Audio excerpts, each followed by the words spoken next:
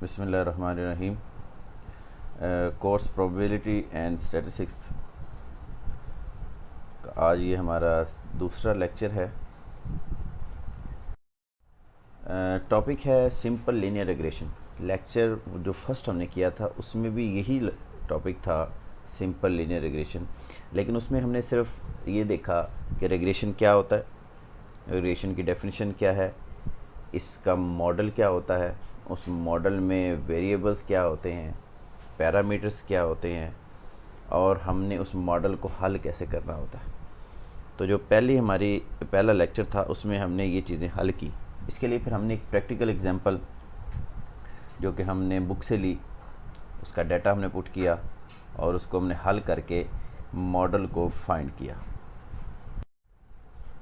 आज के लेक्चर में हम इसी टॉपिक को मज़ीद एक्सपेंड करेंगे और हम पढ़ेंगे कि रिग्रेशन की प्रॉपर्टीज़ क्या होती हैं। याद रखें ये प्रॉपर्टीज़ रिग्रेशन इक्वेशन की हैं। रिग्रेशन इक्वेशन या रिग्रेशन मॉडल या रिग्रेशन लाइन, ये एक ही चीज़ के नाम है। जो रिग्रेशन इक्वेशन होती है वो इस चीज़ के बराबर होती है,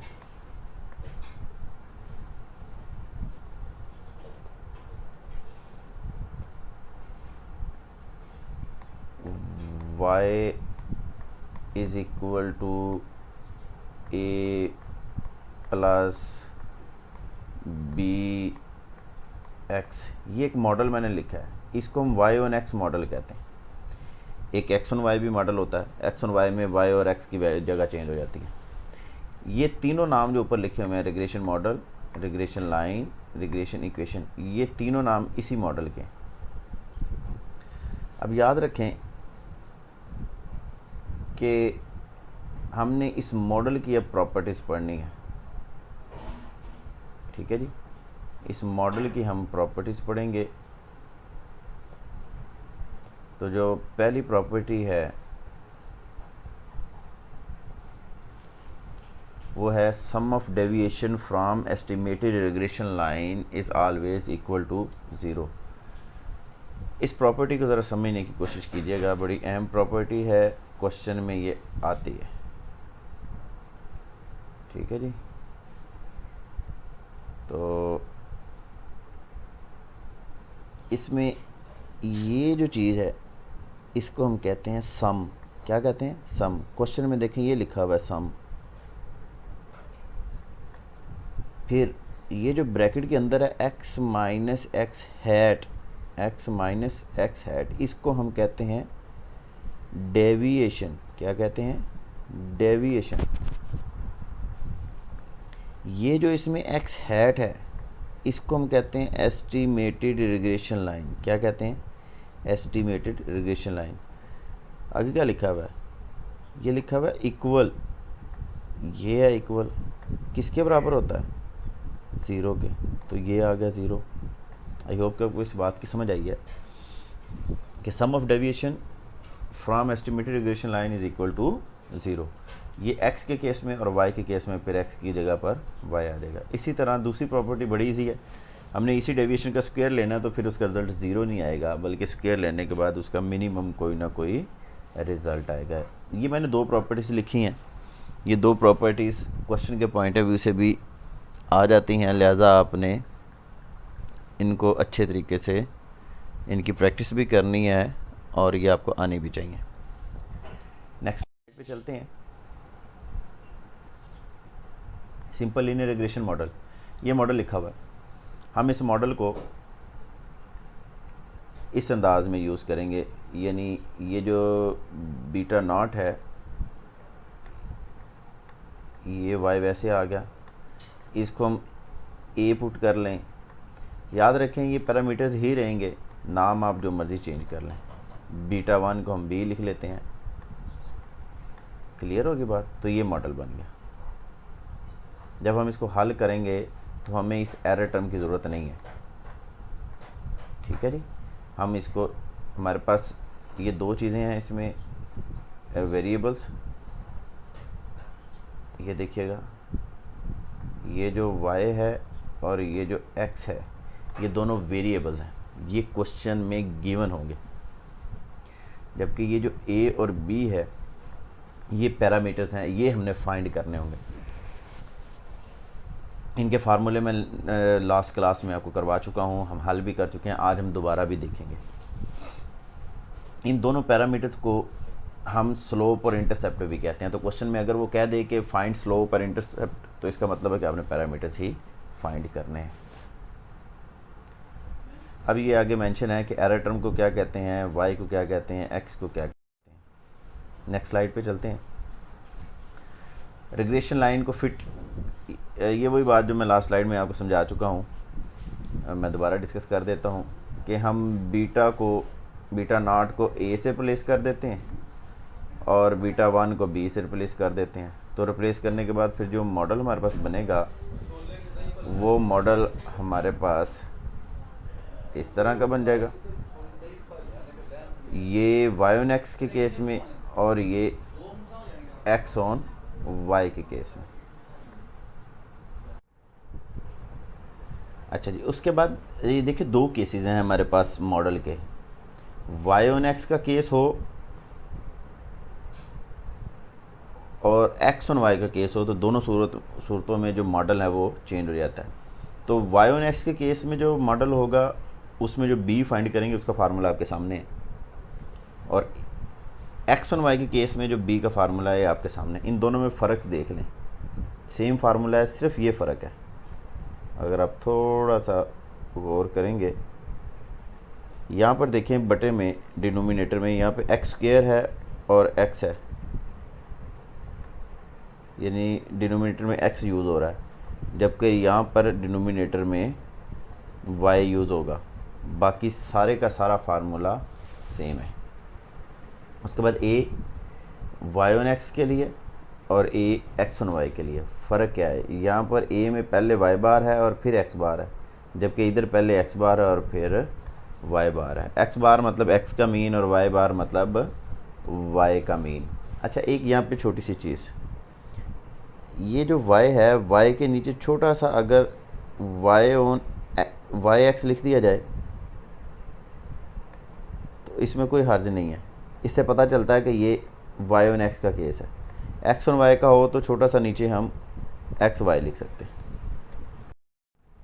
नेक्स्ट स्लाइड पे चलते हैं। आज जो नया टॉपिक जिसका इजाफा हुआ है, ये जो अभी मैंने आपको फार्मूले बताए हैं लास्ट स्लाइड में, ये हम लास्ट लेक्चर में कर चुके हैं, इसकी हमने एग्जाम्पल और क्वेश्चन भी हल कर लिया था। अब हम जो नया टॉपिक इसमें शामिल होगा वो है स्टैंडर्ड एरर। केस वन और केस टू यानी एक्स ऑन वाई और वाई ऑन एक्स दोनों के लिए डिफरेंट होगा। वाई ऑन एक्स के लिए वाई आ जाएगा क्योंकि मॉडल वाई का होगा तो फिर वाई ही यूज़ होगा। केस टू में एक्स आ जाएगा वाई बिकॉज के एक्स का मॉडल होगा, तो डेफिनेटली फिर एक्स ही यूज़ होगा। फार्मूला सेम है, सिर्फ एक्स और वाई वो उसके मॉडल की वजह से नाम। उसके बाद बड़ा ही important topic coefficient of determination. मैं सिंपली आपको समझाता हूँ कोफिशिएंट डिटर्मिनेशन है क्या चीज़। Coefficient of determination is the goodness of fit in the data, यानी जो मॉडल है आपने डाटे पे लगाया वो कितना फिट है, कितना अप्रोप्रिएट है, कितना यूज़फुल है, कितना बेस्ट है, इसको चेक करने के लिए हम कोफिशिएंट ऑफ डिटर्मिनेशन का इस्तेमाल करते हैं। दोनों केसेस के लिए फार्मूला यूज़ होगा, y के केस में y आ जाएगा और x के केस में x आ जाएगा।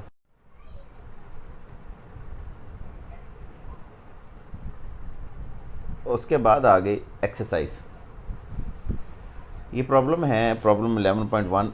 लास्ट लेक्चर में हमने इसी प्रॉब्लम को हल किया था, लेकिन इसके 2 पार्ट्स बनाए थे। आज मैंने इसके 5 पार्ट्स बना दिए, यानी 2 पार्ट्स वो जो हमने लास्ट लेक्चर में हल किए हैं और 3 नए पार्ट्स जो आज हम डिस्कस करेंगे। तो सबसे पहले मैं इस प्रॉब्लम को दोबारा से डिस्कस कर देता हूँ, सिर्फ एक दफ़ा मैं दोहराऊँगा।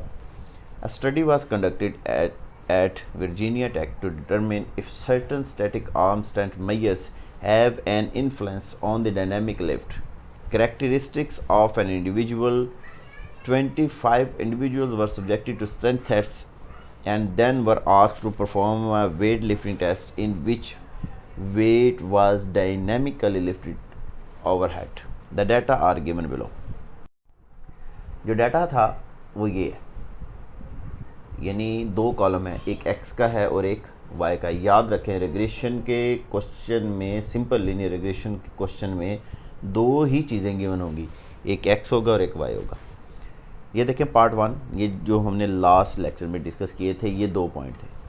पहले तो उसने कहा कि ए और बी फाइंड करें, ये वाला ए और ये वाला बी मॉडल है वाई ऑन एक्स का। ये देखें वाई ऑन एक्स का मॉडल है। तो ये हमने इसके ये 2 स्लाइड्स पहले मैंने ए और बी के फार्मूले लिखे, लास्ट क्लास में हमने इसको हल भी किया, आज हम दोबारा इसे हल करेंगे। दूसरे पार्ट में वो कहता है कि जब आप इसको हल कर लें तो एक्स की जगह पर 30 पुट करें। अब जो आज हम पढ़ेंगे नंबर 3 यानी सी नाम दिया है, sum of error is zero. ये है प्रॉपर्टी नंबर 1। इसका मतलब है कि y minus Y hat is equal to zero. ये जो हमने प्रॉपर्टी नंबर 1 पढ़ी थी ना, sum of deviation from estimated regression line is equal to zero, ये वही है। तो आपने स्टेटमेंट पढ़ना भी सीखना है, इसीलिए मैंने इस अंदाज में लिखा है। इसीलिए मैं आपको बहुत सारे क्वेश्चंस और भी बुक के रिकमेंड करता हूँ कि आप उनको पढ़ें, ताकि स्टेटमेंट पढ़ना आए आपको, क्वेश्चन हल करना तो आपको आ जाएगा इंशाल्लाह। Calculate standard error. Standard error को इस तरह क्वेश्चन में अमूमन लिखा हुआ होता है, y और साथ छोटा सा नीचे yx लिखा हुआ होता है, यानी s स्टैंडर्ड के लिए और yx का मतलब y ऑन x का मॉडल। अगर xy हो तो x ऑन y का मॉडल। तो इसका फार्मूला जो है वो कुछ इस तरह का होता है, y माइनस वाई हैट इसका स्क्वायर ओवर n और इस सारे का अंडर रूट। जो लास्ट पार्ट है उसको कहते हैं coefficient of determination, capital R square. हम इसका सॉल्यूशन करते हैं। ये वो तमाम कॉलम्स हैं जो हल किए हैं, इसमें ज़रा गौर कीजिएगा, आप इजीली इसको पिक कर पाएंगे। नंबर 1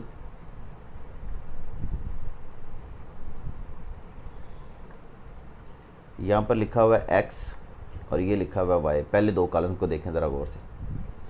ये दोनों कॉलम्स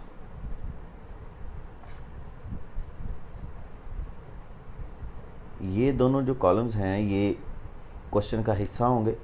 अब मैं जिसको हाईलाइट कर रहा हूँ ये हम खुद फाइंड करेंगे। ये देखें येलो के साथ हाईलाइट किया, कॉलम नंबर 3 यानी x का स्केल लेंगे। पहले कॉलम में x है, हर वैल्यू का स्केल ले लेंगे तो ये कॉलम 3 आ जाएगा। फिर कॉलम 4 देखें, एक्स वाई यानी पहले दोनों कॉलम्स को मल्टीप्लाई करेंगे। फिर वाई हैट का कॉलम, ये जब आप ए और बी फाइंड कर लेंगे पुट करके, यहाँ पर एक्स की वैल्यूज़ पुट करेंगे, एक्स की वैल्यूज़ फर्स्ट कॉलम से आएंगी तो हल करने के बाद ये वाई हैट आ जाएगा। फिर नेक्स्ट कॉलम में Y minus Y hat, Y की वैल्यूज़ सेकंड कॉलम से आएंगी और वाई हैट की वैल्यूज़ फिफ्थ कॉलम में से आएंगी। फिर ये जो कॉलम है इसका स्क्वायर लेंगे। उसके बाद ये जो कॉलम है ना सेकंड लास्ट कॉलम, इसमें y बार हम निकालेंगे, y बार यानी y का मीन। ये जो सेकंड कॉलम में y है ना, इसका टोटल कर लेंगे, जो कि ये देखिए अगर सेकंड कॉलम में ये नीचे नज़र आ रहा है आपको 20 50, इसको टोटल पे डिवाइड करेंगे, 25 वैल्यूज़ हैं तो इसका रिजल्ट आएगा 82। तो y की हर वैल्यू में से 82 को माइनस करेंगे तो y माइनस वाई बार का ये कॉलम आ जाएगा, ये वाला कॉलम। लास्ट कॉलम में फिर ये जो सेकंड लास्ट कॉलम है इसका स्क्वायर ले लेंगे। फिर इनके हम सम कर लेंगे, इन सारी कॉलम्स का हम सम करेंगे। ये नीचे देखें कुछ वैल्यूज़ का मैंने कर दिया, कुछ का नहीं है, लेकिन आगे सॉल्यूशन में उनका सम मौजूद होगा। क्लियर होगी बात?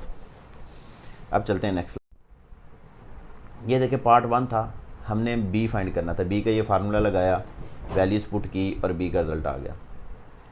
फिर हमने ए फाइंड करना था, ए का ये फार्मूला लगा, a is equal to y bar minus b x bar, इसकी वैल्यूज़ पुट की गई, ए आ गया। फिर हमने मॉडल में पुट कर दी। मॉडल क्या था, y is equal to A plus B X. इसमें याद रखें a की वैल्यू पुट की 64.529 प्लस b की वैल्यू पुट की 0.561, ये हमारे पास मॉडल बन गया। जब ये हल कर लेते हैं ना हम इसे, यहाँ पे एक चीज़ समझिएगा गौर से, हमने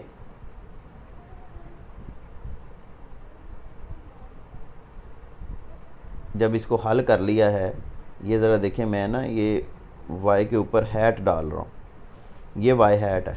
अब ये वाई हैट बन गया। क्यों वाई हैट बन गया? इसमें ए और बी की वैल्यूज़ आ गई हैं। जब ए और बी की वैल्यूज़ आ जाए तो हम इसको वाई हैट कहते हैं। पार्ट बी में उसने कहा था कि इस एक्स की जगह पर एक्स की वैल्यू पुट करें, वो 30 पुट कर दी, 30। इसको हल करके सेकंड पार्ट का आंसर आ गया 81.359। पार्ट सी क्या था? पार्ट सी में उसने कहा था कि स्टैंडर्ड एरर यानी sum of deviation from estimated regression line, ये y माइनस वाई हैट करेंगे, इसका सम करेंगे तो इक्वल टू ज़ीरो आएगा। लास्ट स्लाइड में जो 5वें नंबर वाला कॉलम है उसका टोटल ज़ीरो आया हुआ है, ज़रा चेक कीजिएगा, यही सेम चीज़ है। फिर जो डी पार्ट है उसमें उसने कहा था स्टैंडर्ड एरर फाइंड करें, ये फार्मूला है। अगर आप थर्ड लास्ट कॉलम देखें, लास्ट जो पिछली स्लाइड है उसमें थर्ड लास्ट कॉलम में ये चीज़ हमने प्रूव की है, इसकी वैल्यू रिज़ल्ट आया हुआ है। वो रिज़ल्ट यहाँ पे पुट करेंगे, n की जगह पे 2 आएगा, इसको डिवाइड कर लेंगे, फिर इस सारे का अंडर रूट लेंगे तो स्टैंडर्ड एरर का रिज़ल्ट आ जाएगा। लास्ट पॉइंट था coefficient of determination. Coefficient of determination का ये फार्मूला है। थर्ड लास्ट कॉलम में हमने ये चीज़ प्रूव की हुई है और लास्ट कॉलम जो आखिरी कॉलम है उसमें हमने ये चीज़ प्रूव की है। तो इन दोनों को आप डिवाइड करेंगे, 1 में से माइनस कर देंगे तो आर स्क्वायर का आपके पास रिज़ल्ट आ जाएगा। अब एक बड़ी ही इम्पोर्टेंट बात जो इस टॉपिक के हवाले से है वो ज़रा गौर से सुन लें ज़रा आप लोग। वो ये है कि तकरीबन हर पेपर में रिग्रेशन का क्वेश्चन आया है। इट्स मीन कि ये इम्पोर्टेंट है, मोस्ट इम्पोर्टेंट है with respect to university of Sargodha. और आप चेक कर लें 5 ईयर्स पेपर्स को, 5 ईयर्स पेपर्स में जितने भी रिग्रेशन के क्वेश्चन आए हैं उसमें 5 ही चीज़ें पूछी गई हैं। ये जो पार्ट ए, इसको इस स्क्रीन में आपको नज़र आ रहा है, part A, part B, part C, part D, part E, इन 5 चीज़ों के अलावा कोई चीज़ नहीं पूछी गई। आप चेक कर लीजिएगा। इट्स मीन कि अगर आपको ये 5 चीज़ें अच्छी तरीके से आती हैं तो जो बोर्ड में पेपर आएगा तो वो इन 5 चीज़ों में से ही होगा। ये मस्ट है, पहली चीज़ तो मस्ट होती है पार्ट 1 जो है, तो वो क्या करता है, 2 पार्ट बनाता है। ये जो सी, डी और ई पार्ट है इसमें से कोई से 2 पार्ट दे देता है, वो पार्ट ए के साथ मिला के देता है। यानी पार्ट 1 अगर दिया है तो पार्ट सी साथ दे देगा, या डी दे देगा, या ई दे देगा, तो 2 या 3 पार्ट्स बनाता है। लेकिन अगर आपको ये 5 चीज़ें हल करना आती हैं तो इंशाल्लाह आप ये वाला क्वेश्चन इजीली हल कर लेंगे। क्वेश्चन हल करना आसान है। फिर इसकी डेफिनेशंस के पॉइंट ऑफ व्यू से मैं आपसे बात करना चाहूँगा कि रिग्रेशन की डेफिनेशंस, इसकी प्रॉपर्टीज़, स्टैंडर्ड एरर की डेफिनेशन, इसी तरह कोफिशिएंट डिटर्मिनेशन की डेफिनेशन। और इसके अलावा मैं ये बात बारहा करता हूँ कि 5 ईयर्स पेपर्स में जितनी भी रिग्रेशन की डेफिनेशन आई हैं वो सारी की सारी आपने तैयार करनी है। बुक से तैयार करें, आप नेट से तैयार करें, आप किसी भी हेल्पिंग मटेरियल से तैयार करें, आप ख़ुद अच्छे अंदाज में लिख सकते हैं, लिखें, लेकिन आपने तैयार वो लाजमी करनी है। आज हमारा ये सेकंड लेक्चर मुकम्मल हुआ। थर्ड लेक्चर में मैं इंशाल्लाह रिग्रेशन के लेक्चर 1 और लेक्चर 2 की समरी बनाऊंगा और कोरिलेशन का जो इससे रिलेटेड टॉपिक है उसको कवर करेंगे और ये चैप्टर मुकम्मल हो जाएगा। फिर हम नेक्स्ट चैप्टर में मूव करेंगे। अस्सलामु अलैकुम रहमतुल्लाह।